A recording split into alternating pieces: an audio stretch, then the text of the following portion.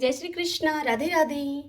आप सभी का हार्दिक स्वागत है आपके अपने चैनल श्री कृष्ण दीवाने में।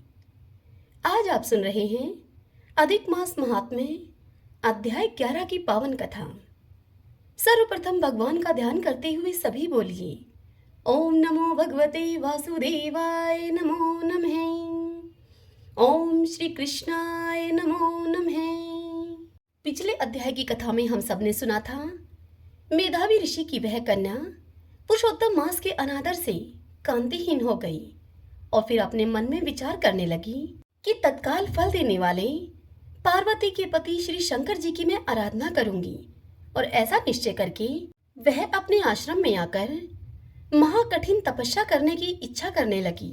सूत जी इस कथा को सुनाते हुए ऋषियों से कहते हैं कि हे मुनियों, वह कन्या प्रबल मुनि के वचनों को निंदित करके तथा बहुत फल देने वाले विष्णु और सावित्री के पति ब्रह्मा जी को छोड़कर अपने वन आश्रम में केवल भगवान शंकर की सेवा करने लगी। अब आज उससे आगे की कथा सुनते हैं। मुनि श्रेष्ठ नारद नारायण जी से कहने लगे कि हे मुनि, सब मुनियों से भी महान कठिन ऐसा कौन सा तप उस कुमारी ने किया, वह सब हमसे भी कहिए। तब श्री नारायण नारद जी से कहने लगे कि वह कल्याणी सनातन शिव का अत्यंत उग्र तप करने लगी, जिनके सर्पों के आभूषण नंदी भृंगी से सेवित 24 तत्वों और तीनों गुणों से स्तुति किए गए 8 सिद्धियों और प्रकृति पुरुष स्तुत्य और जटा मुकुट से शोभित बाल में अर्धचंद्र ऐसे शिव को उद्देश्य करके वह बाला ग्रीष्म ऋतु के सूर्य में पंचाग्नि में स्थित होकर दुष्कर तप करने लगी। हेमंत तथा शिशिर ऋतु में ठंडे जल में स्थित उसका मुख जल के ऊपर इस प्रकार दिखाई देता रहा जैसे कि जल के ऊपर कमल शोभायमान होता है। उसका ऐसा उग्र तप सुनकर इंद्र महाचिंता को प्राप्त हो गया। सभी देवताओं और महर्षियों के द्वारा सराहने योग्य ऐसे उग्र तप में प्रवृत्त हुई ऋषि कन्या, उस कन्या को 9000 वर्ष बीत गए। फिर पार्वती पति शंकर ने इसके तप से प्रसन्न होकर अपना अगोचर रूप उसे दिखाया। उस रूप को देखकर वह कन्या झटपट खड़ी हो गई, मानो उसके देह में प्राण आ गए हों। तब से उसका शरीर जो दुर्बल हो गया था, मानो वह शरीर उसका हर्ष पुष्ट हो गया। उस बाला ने नर्म होकर श्री शंकर जी को नमस्कार किया और विश्व वंदित श्री शिव का मानसो उपचार से पूजन किया और उनकी स्तुति करने लगी। जब उस मेधावी ऋषि की तपस्विनी कन्या श्री शंकर भगवान की स्तुति करके शांत हो गई, तब महाउग्र तप से उसका किया हुआ स्तोत्र सुनकर प्रसन्न मुख वाले श्री सदाशिव उनसे बोले, हे तपस्विनी, तेरा कल्याण हो, मनोवांछित वर मांग। महा आनंद में मगन कुमारी ऐसा सुनकर प्रसन्न हुए शिवजी से यह वचन बोली। वह बोली, हे दीनानाथ, यदि आप मुझ पर प्रसन्न हो तो मुझको आप पति दीजिए। ऐसा ही वह कन्या 5 बार कहकर शांत हो गई। तब शिवजी मुनि कन्या को कहने लगे, हे कन्ये, तूने जो अपने मुख से कहा है वैसा ही होगा। तूने मुझसे 5 बार पति मांगा, सो हे सुंदरी, तेरे 5 पति होंगे। श्री कृष्ण कहने लगे कि श्री शिव के ऐसे अनित्य प्रिय वचन सुनकर वह बाला उनसे बोली, हे सदाशिव, एक स्त्री के एक ही पति हो सकता है। कहीं भी स्त्री 5 पति वाली न देखी गई है और न सुनी गई है। एक पुरुष के 5 स्त्री तो हो सकती हैं, 5 पतियों वाली कैसी होंगी मैं? आपको ऐसा कहना योग्य नहीं है। हे प्रभु, ऐसा वरदान देने में आपको ही लज्जा होगी।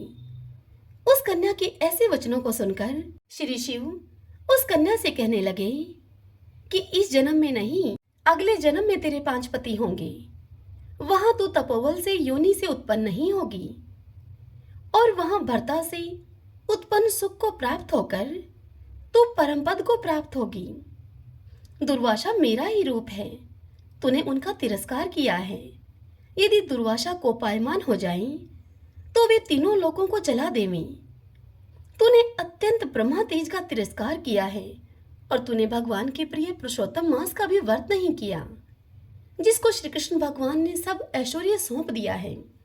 हे बाले, मैं ब्रह्मा आदि देवता और नारद आदि मुनि भी जिन श्री भगवान की आज्ञा को नहीं टाल सकते, तूने उनको नहीं पूजा और उनका अनादर किया है, इसलिए तेरे 5 पति होंगे। हे बाले, जो पुरुषोत्तम मास की निंदा करता है वह घोर नरक में जाता है। उसके विपरीत कभी भलाई नहीं हो सकती। जो पुरुषोत्तम के भक्त हैं वह पुत्र पौत्र और धन से युक्त रहते हैं। इस लोक तथा परलोक की सिद्धि को वे प्राप्त होते हैं। हम सब देवता भी पुरुषोत्तम की सेवा करते हैं। इस प्रकार कहकर श्री नीलकंठ महादेव तत्काल अंतर्ध्यान हो गए। तब वह बाला चकित रह गई। सूत जी मुनियों से कहते हैं कि हे ऋषियों, सदाशिव के अंतर्ध्यान होने से उस कन्या को भी अब चिंता हो गई। हरि ओम तत्सत। श्रीमन्नारायण नारायण हरि हरि, भजमन नारायण नारायण हरि हरि। आइए भगतजनों, अब पुरुषोत्तम क्षेत्र के महात्म्य की आज की कथा सुनते हैं। सभी बोलिए विष्णु भगवान की जय। पिछली कथा में हमने सुना था कि भगवान शंकर ने प्रत्यक्ष दर्शन देकर नारद जी से कहा कि हे नारद, काष्ठ में शरीर धारण करके प्रकट हुए भगवान दर्शन मात्र से मोक्ष प्रदान करने वाले होंगे। हे नारद, भगवान विष्णु अपनी आज्ञा के पालन एवं भक्ति से प्रसन्न होते हैं।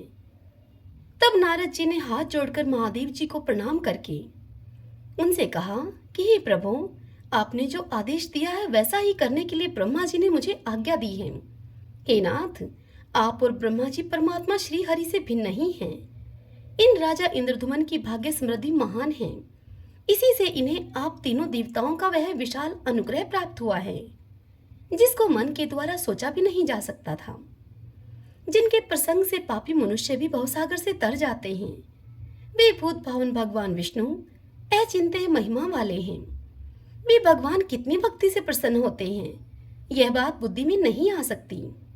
वेदों के स्वाध्याय आदि साधनों के द्वारा चिरकाल तक विद्वान पुरुष यत्न करते रह जाते हैं, किंतु सफलता नहीं पाते, और एक नीच मनुष्य अनायास होने वाले कर्म से मोक्ष को पा जाता है। वंचर ग्वालों के घर में रहकर दूध दही एवं जंगली फल मूलों से जीविका चलाने वाली गोपियां भगवान के स्नेह सुख का उपभोग करके ही मुक्ति पा गई।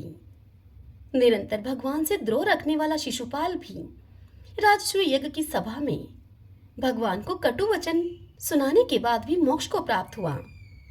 भगवान का चरित्र ऐसा है या वैसा है, इस प्रकार के निश्चय का विषय नहीं है।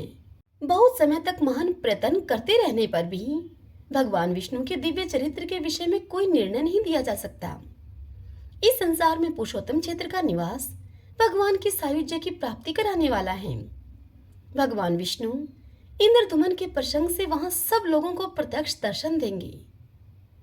इतना कहकर तदंतर महादेव जी तथास्तु कहकर उसी क्षण अंतर्ध्यान हो गए। अब आज उससे आगे की कथा सुनते हैं। पिछले अध्याय की कथा में हमने यह सुना था, जैमिनी जी मुनियों से कहते हैं कि हे ऋषियों, तदंतर नारद जी और राजा इंद्रधुमन पुरोहित के छोटे भाई विद्यापति के साथ पुरुषोत्तम क्षेत्र में नीलकंठ महादेव जी के समीप गए। वहां महादेव जी की पूजा करके राजा ने श्री दुर्गा जी को भी प्रणाम किया। फिर सब लोग अपना उत्तम रथ छोड़कर अनुगामियों के सहित पैदल हो गए और अपनी इंद्रियों को वश में रखते हुए नीलगिरी पर चढ़ने के लिए वे आगे बढ़े। वह पर्वत नाना प्रकार के वृक्षों और लताओं से व्याप्त था। भांति भांति के पक्षी वहां कलरव करते थे। बड़ी बड़ी चट्टानों के कारण उस पर्वत का किनारा ऊंचा नीचा एवं दुर्गम दिखाई देता था। वह नीलगिरी चारों ओर से गोलाकार था। वे सब लोग उस मार्ग से गए जहां पर काले अगरू वृक्ष के नीचे सब विपत्तियों और भयों को हरने वाले दिव्य सिंह रूपधारी भगवान नरसिंह निवास करते हैं, जिनका दर्शन करने मात्र से ही मनुष्यों की कोटि कोटि ब्रह्म हत्याएं विलीन हो जाती हैं। उनका मुख फैला हुआ है, दांत बड़े भयंकर दिखाई देते हैं उनके। कुछ पीले रंग के अयालों यानी कि गर्दन के बालों से उनका मुखमंडल व्याप्त है। वे 3 नेत्रों से युक्त एवं भयानक हैं। अपनी जांघों पर उत्तान सोए हुए दैत्य के वक्षस्थल को वज्र तुल्य कठोर नखों से विदृढ़ कर रहे हैं। मुख पर अट्टहास की छटा है, जिसमें लपलपाती हुई लाल रंग की जीवा शोभा पाती है। उनके हाथों में शंख और चक्र सुशोभित हैं। मस्तक किरीट मुकुट से उद्भासित हो रहा है। उनके नेत्रों से आग की चिंगारियां निकलती हैं, जिनसे समस्त दिशाएं संत्रस्त हो रही हैं। प्रचंड आघात के कारण भगवान के चरण कमल धरती में धंस गए हैं। उन आदि मूर्ति भगवान नरसिंह का दर्शन करके सबने उनको प्रणाम किया। राजा इंद्रद्युम्न ने भी भगवान नरसिंह का दर्शन करके नारद जी के वचनों पर विश्वास किया और उनसे कहा कि हे महर्षि, मैं कृतार्थ हो गया। आप तो ज्ञान की निधि हैं। मैं तो भगवान के दर्शन मात्र से ही सब पातकों से छूट गया हूँ। दया सिंधु भगवान की नील मणिमय मूर्ति किस स्थान पर विराजमान है, जो दर्शन मात्र से ही मुक्ति को देने वाली है। हे विप्रवर, उसी का मुझे आप दर्शन कराइए। तब नारद जी ने राजा इंद्रद्युम्न को उस परम पावन स्थान का दर्शन कराया, जहां पर भगवान विष्णु स्वर्णमयी बालुका से आच्छादित हो गए थे। मुनि ने वहां ले जाकर राजा से कहा कि हे महाराज, आप इस 2 योजन ऊंचे और 1 योजन तक फैले हुए वट वृक्ष को देखो। यह प्रलय काल में भी स्थिर रहता है और मनुष्यों को मोक्ष प्रदान करने वाला है। इसकी छाया में जाने से ही मानव पाप से मुक्त हो जाता है। इसकी जड़ में प्राण त्याग करने वाला मनुष्य मोक्ष को प्राप्त होता है। फिर जो इसकी पूजा और स्तुति करता है, उसके लिए तो कहना ही क्या है। इसके मूल भाग से पश्चिम और नरसिंह जी से उत्तर भगवान नीलमाधव विराजमान थे। वे ही तुम पर अनुग्रह करने के लिए अब 4 स्वरूपों में यहाँ पर प्रकट होंगे। जैसे श्वेत द्वीप के भीतर भगवान का अपना धाम है, उसी प्रकार जम्बू द्वीप के अंतर्गत यह पुरुषोत्तम क्षेत्र ही भगवान का अपना धाम है। हे राजन, जो मोक्ष का अधिकारी है, वही इसकी महिमा को समझ पाता है। अन्य मनुष्यों के विशेषतः पाप कर्मियों के लिए यह विश्वास की भूमि नहीं है। भगवान जगन्नाथ का अंतर्ध्यान होना या उनका छिप जाना किसी विशेष कारण से होता है, परंतु वे साधु पुरुषों पर अनुग्रह करने के लिए प्रत्येक युग में प्रकट होते रहते हैं। हे राजन, भगवान मत्स्य, कश्यप आदि अनेक अवतारों के द्वारा जब अवतार का उद्देश्य पूर्ण कर देते हैं, तब कारण की निवृत्ति हो जाने से वे अंतर्ध्यान हो जाते हैं। परंतु वे ही दया सागर भगवान इस पुरुषोत्तम क्षेत्र में बिना किसी कारण के नित्य निवास करते हैं। जैसे श्वेत द्वीप से जाकर भगवान विष्णु अन्यत्र अवतार लेते हैं, ठीक उसी प्रकार यहाँ रहते हुए भी वे द्वारिका, कांची और पुष्कर आदि में कृपा पूर्वक प्रकट होते हैं। हे राजन, अनेकानेक तीर्थ, देश, क्षेत्र और मंदिरों में भगवान विराज रहे हैं। महात्मा नारद जी के दिखाए हुए उस स्थान को महाराज इंद्रद्युम्न ने साष्टांग प्रणाम किया और भगवान को वहां प्रत्यक्ष स्थित मानकर इस प्रकार से सत्वन किया। राजा इंद्रद्युम्न बोले, हे देवदेव, हे जगन्नाथ, हे शरणागतों की पीड़ा को दूर करने वाले कमलनयन नारायण, मैं भवसागर में डूबा हुआ हूँ, आप मेरा उद्धार कीजिए।